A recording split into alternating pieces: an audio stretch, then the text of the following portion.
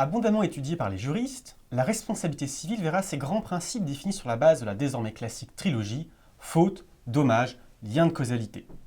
Dès lors qu'un individu commet une erreur de conduite et que cette dernière cause un préjudice à autrui, son auteur se doit de réparer ses conséquences dommageables.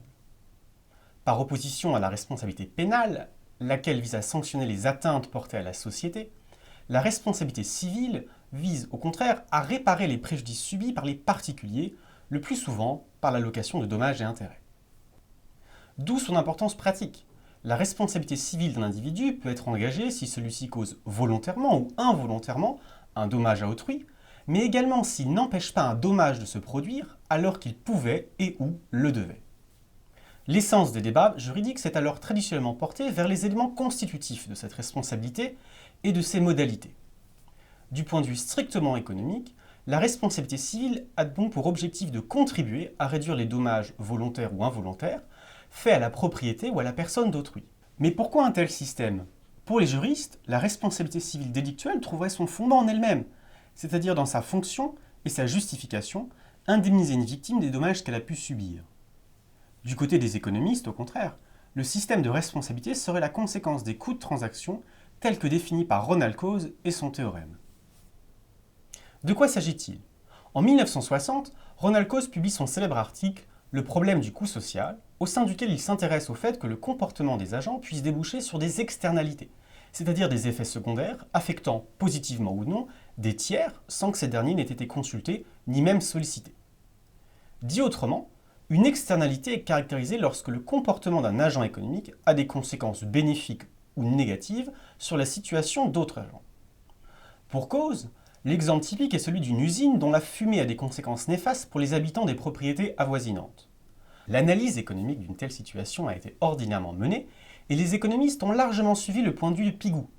Jusque-là, en effet, Arthur Cécile Pigou dominait le paysage intellectuel sur la question des externalités depuis son célèbre ouvrage « L'économie du bien-être ». Pour se mettre à penser de John Maynard Keynes, la taxe, on parlera alors de taxe pigouvienne, la taxe et la réglementation demeurent les meilleurs moyens pour résoudre le problème. C'est-à-dire que dans le cas de l'usine, il suffit soit de taxer l'activité polluante, afin de dissuader son utilisation, ou et la rendre aussi coûteuse qu'un mode de production moins polluant, soit de légiférer, afin d'obliger l'usine à s'implanter dans les zones non habitées. Sont ainsi résolues, selon Pigou, les défaillances du marché et les interventions de l'État sont, dans ces domaines, légitimes et légitimées. Souhaitant proposer une alternative à la solution pigouvienne, Coase propose la lecture de son article à 21 économistes de l'Université de Chicago, dont de nombreux futurs prix Nobel. Parmi eux, des noms aussi prestigieux que Milton Friedman, George Stigler, James Buchanan ou encore Vernon Smith. Tous votent avant de l'entendre, tous prétendent la supériorité intellectuelle de Pigou. Quelques heures et maintes discussions plus tard, un nouveau vote est proposé, tous reconnaissent l'originalité causienne. En quoi consiste alors cette solution ? L'idée est relativement simple. Pour Coase, la situation relève d'un conflit de droit de propriété. Chacun des protagonistes dispose d'un droit sur l'activité qu'il exerce. Revenons à l'exemple de l'usine. L'entrepreneur est effectivement fondé à exercer son activité au nom de la liberté, et ce, de la manière dont il l'entend au nom de la propriété. Du côté des habitants, au contraire, ces derniers disposent également d'un droit à jouir paisiblement de leur logement. De fait, il y a conflit de droit. Pour Coase, on pense généralement que la question doit être posée de la manière suivante. A fait du tort à B, et ce qu'il faut décider, c'est comment empêcher A d'agir ainsi. Cette interprétation est cependant inexacte. Nous avons à traiter un problème de relation réciproque. Pour éviter le tort causé à B, il faudrait faire du tort à A. Or, la question qui devrait être réellement tranchée est, doit-on permettre à A de faire du tort à B, ou encore doit-on permettre à B de faire du tort à A ? La question soulève une autre, comment décider de la réponse ? Comment justifier la préférence pour A ou pour B ? Jusqu'à Coase, et dans la lignée de Pigou, la réponse est autoritaire et arbitraire. Il appartient à la puissance publique de déterminer qui, de A ou de B, devra être sanctionné dans l'utilisation de son droit. Car évidemment, la solution pigouvienne nuit par principe à l'une des parties. Les taxes ou réglementations ou interdictions lèsent les intérêts de l'usine, leur absence lèse ceux des habitants. En estimant l'intérêt des parties d'égale importance et en négligeant l'idée qu'un autre intérêt supérieur puisse spontanément s'imposer, comment arbitrer la situation ? Il y a, dans tous les cas, un gagnant et un perdant. Mais pour Coase, les termes du problème ainsi formulés ne peuvent conduire qu'à une réponse erronée. À la solution autoritaire, arbitraire et à somme nulle proposée par Pigou, s'oppose une solution spontanée, contractuelle et donc à somme positive.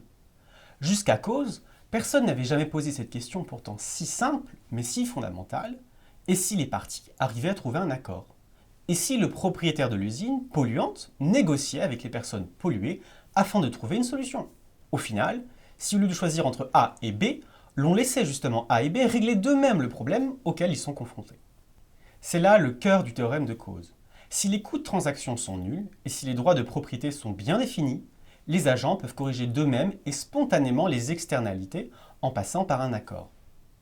Or, d'une part, il est relativement rare que les droits de propriété soient bien définis dans les situations qui génèrent des externalités, mais d'autre part, l'absence quasi totale de coûts de transaction est très irréaliste selon Cause lui-même.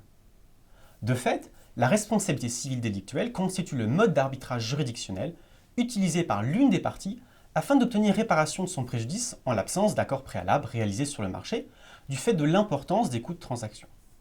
Autrement dit, et comme l'avait déjà formulé Boris Stark, la responsabilité civile découle en fait d'un conflit de droit entre la victime et l'auteur du dommage, la première disposant d'un droit à la sécurité auquel s'oppose le droit d'agir du second. En l'absence d'accord amiable conclu sur le marché, il devient alors impératif d'instaurer un mode autoritaire d'attribution des intérêts. En d'autres termes, si le théorème de cause a largement évincé, pour ne pas dire disqualifié, l'évidence apparente des solutions picouviennes, ce premier souffre cependant d'un déficit pratique, permettant la réintroduction, voire la légitimation, de la responsabilité civile. Le fondement économique de la responsabilité civile ainsi explicité, encore faut-il en cerner l'objectif.